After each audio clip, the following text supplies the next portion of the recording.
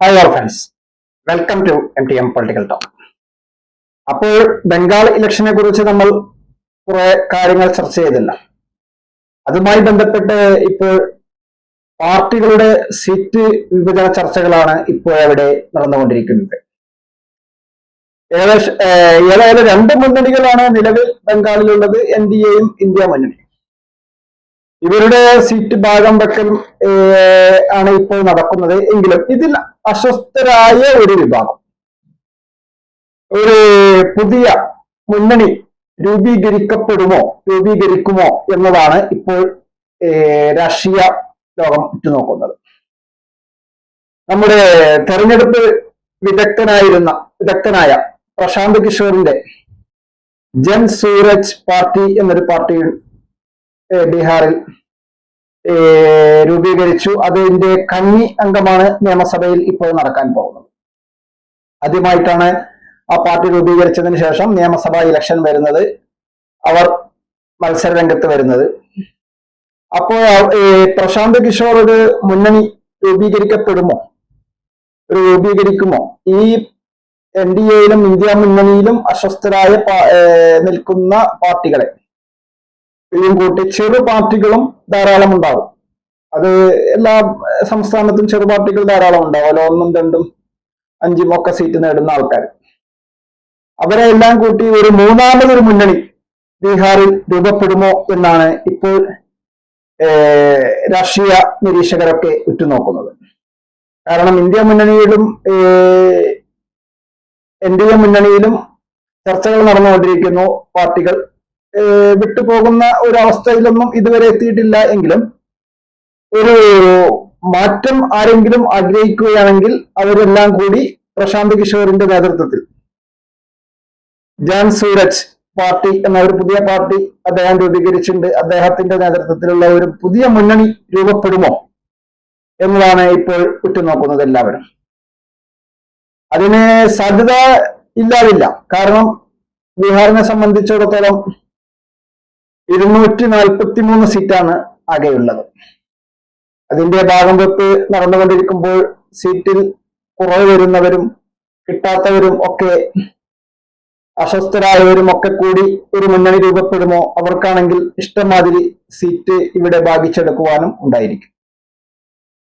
അവർ ജയിച്ചോ തോറ്റോ എന്നുള്ളതല്ല, vote split ആകുവാൻ ഈ മുന്നണിക്ക് സാധിക്കും എന്നതൊരു യാഥാർത്ഥ്യമാണ്. അത് ആര് മത്സരിച്ചാലും വോട്ടിനെ സ്പ്ലിറ്റ് ആക്കുവാൻ ആർക്കും സാധിക്കും എന്നതുകൊണ്ട് തന്നെ ഒരു മുന്നണി രൂപപ്പെടുമ്പോൾ പ്രാദേശിക പാർട്ടികളാണല്ലോ കൂടുതലുണ്ടാവുക. പ്രാദേശികമായിട്ട് സ്വാധീനമുള്ള 1, 2 മണ്ഡലങ്ങളിലൊക്കെ സ്വാധീനമുള്ള പാർട്ടികൾ കൂടുതലും ഉണ്ടാവും.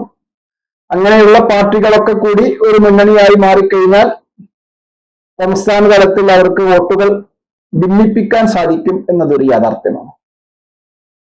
അവർ ഏതെങ്കിലും സീറ്റിൽ ജയിച്ചോ തോറ്റോ എന്നുള്ളതല്ല, വോട്ടുകളെ സ്പ്ലിറ്റ് ആക്കുവാൻ, വോട്ടുകളെ ഭിന്നിപ്പിക്കുവാൻ ഈ പാർട്ടികൾക്കൊക്കെ സാധിക്കും എന്നതൊരു യാഥാർത്ഥ്യമാണ്. അപ്പോൾ അങ്ങനെ ഒരു സാഹചര്യം അവിടെ രൂപപ്പെടുമോ എന്നതാണ് ഇപ്പോൾ എല്ലാവരും ഉറ്റുനോക്കുന്നത്. പ്രശാന്ത് കിഷോർ രാഷ്ട്രീയ തെരഞ്ഞെടുപ്പ് രംഗത്ത് വളരെ വിദഗ്ധനാണ് എന്നത് യാഥാർത്ഥ്യമാണ്. അതെല്ലാവർക്കും അറിയാവുന്ന കാര്യമാണ്. എല്ലാ മുന്നണിയുമായും അദ്ദേഹം സഹകരിച്ചു തെരഞ്ഞെടുപ്പിന്റെ മേൽനോട്ടങ്ങളൊക്കെ വഹിച്ചിരുന്ന ഒരു തെരഞ്ഞെടുപ്പ് വിദഗ്ധൻ ആണ് അദ്ദേഹം. അപ്പൊ അദ്ദേഹത്തിന്റെ സ്വന്തം പാർട്ടിയാണ് ഇപ്പോൾ ജൻ സൂരജ് പാർട്ടി.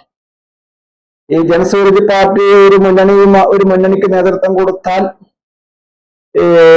എന്തൊക്കെ മാറ്റങ്ങളാണ് ബീഹാറിൽ ഉണ്ടാവുക? അതുകൊണ്ട് ഇന്ത്യ മുന്നണിക്കും NDAക്കും ഓട്ടങ്ങൾ വരുമോ എന്നൊക്കെയാണ് ഇപ്പോൾ ഈ രാത്രികളിലും ഇനി വരുന്ന ദിവസങ്ങളിലും ഒക്കെ ചർച്ചയുമായി ബന്ധപ്പെട്ട് ചർച്ച രൂപപ്പെട്ടു വരുന്ന ഇതുവരെ രാഷ്ട്രീയ ലോകം നിരീക്ഷകരൊക്കെ ഉറ്റുനോക്കുന്നത്. കാരണം പ്രശാന്ത് കിഷോർ ഒരു തെരഞ്ഞെടുപ്പ് രംഗത്തെ നല്ല എല്ലാ വിദഗ്ധമായ കാര്യങ്ങളും അറിയാവുന്ന ഒരു വ്യക്തിയാണ്.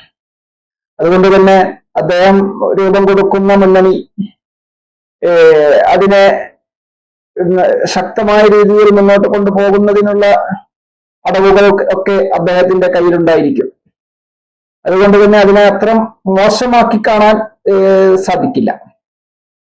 അദ്ദേഹം രൂപം കൊടുക്കുന്ന മുന്നണി ജയിക്കുമോ, നിയമസഭയിലെത്തുമോ എന്നറിഞ്ഞൂടാ. അത് അവിടുത്തെ കുറച്ചും കൂടി നമുക്ക് കാത്തിരിക്കേണ്ടിയിരിക്കും. കാരണം അവരുടെ ജനപിന്തുണ ഒക്കെ അനുസരിച്ചായിരിക്കും ഒരു ഇലക്ഷന്റെ ചൂടിലേക്ക് വരുമ്പോൾ അതിന്റെ പിന്തുണ ഒക്കെ എത്രയുണ്ട് എന്നൊക്കെ നമുക്ക് മനസ്സിലാക്കാൻ സാധിക്കും.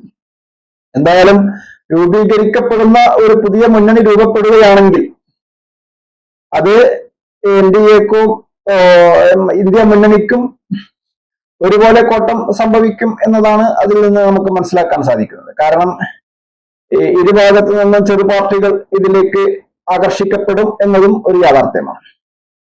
സീറ്റുകളൊന്നും ഇല്ലാത്ത ആൾക്കാർക്കാണെങ്കിൽ മത്സരിക്കാൻ കൂടുതൽ അവസരങ്ങൾ ലഭിക്കുന്നു എന്നതാണ് ചെറു പാർട്ടികളുടെ പ്രത്യേകത.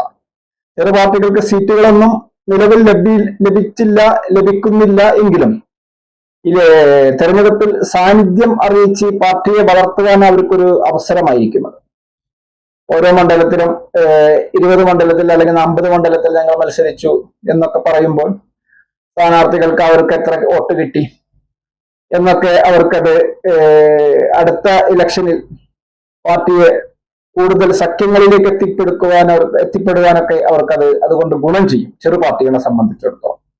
അതുകൊണ്ട് തന്നെ ചെറു പാർട്ടികൾക്ക് ഇങ്ങനെ ഒരു മുന്നണി രൂപീകരിക്കപ്പെടുന്നതും ആ മുന്നണിയിൽ ഉൾപ്പെടുന്നതും ആ മുന്നണിയുമായി സഹകരിക്കുന്നതും കൂടുതൽ മണ്ഡലങ്ങളിൽ മത്സരിക്കുന്നതും ചെറിയ പാർട്ടികളെ സംബന്ധിച്ചിടത്തോളം അത് ഒരു നേട്ടം തന്നെയാണ് എന്നാണ് ഇതിൽ നിന്ന് നമുക്ക് മനസ്സിലാക്കാനുള്ളത്. അപ്പോൾ ഇനിയുള്ള ദിവസങ്ങളിൽ ഈ ബീഹാറിൽ ഒരു പുതിയ മുന്നണി രൂപപ്പെടുമോ?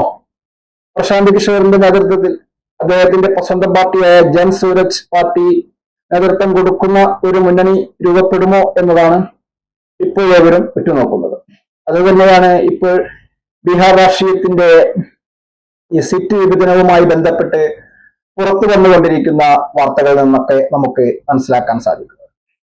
ഏതായാലും ഇനിയുള്ള ദിവസങ്ങളിൽ അതുമായി ബന്ധപ്പെട്ട ഒരു കൃത്യത രൂപപ്പെടും എന്ന് തന്നെയാണ് ഇതിൽ നിന്നൊക്കെ നമുക്ക് മനസ്സിലാക്കാൻ സാധിക്കുന്നത്. ആകെ വരുന്ന 243 സീറ്റുകളിൽ ഇരു മുന്നണികളും ഇപ്പോഴുള്ള 2 മുന്നണികളും അവരുടെ ഭാഗം വെപ്പുകളൊക്കെ പൂർത്തീകരിക്കുമ്പോൾ തെറ്റിപ്പിരിയുന്ന കക്ഷികളൊക്കെ 3ാം മുന്നണിയിലേക്ക് ചേക്കേറുമോ, അങ്ങനെ ഒരു മുന്നണി രൂപപ്പെടുമോ എന്ന് നമുക്ക് അടുത്തടുത്ത ദിവസങ്ങളിലൊക്കെ തന്നെ ഒരു വ്യക്തത വരും എന്ന് തന്നെയാണ് ഇതിൽ നിന്ന് മനസ്സിലാക്കാനുള്ളത്.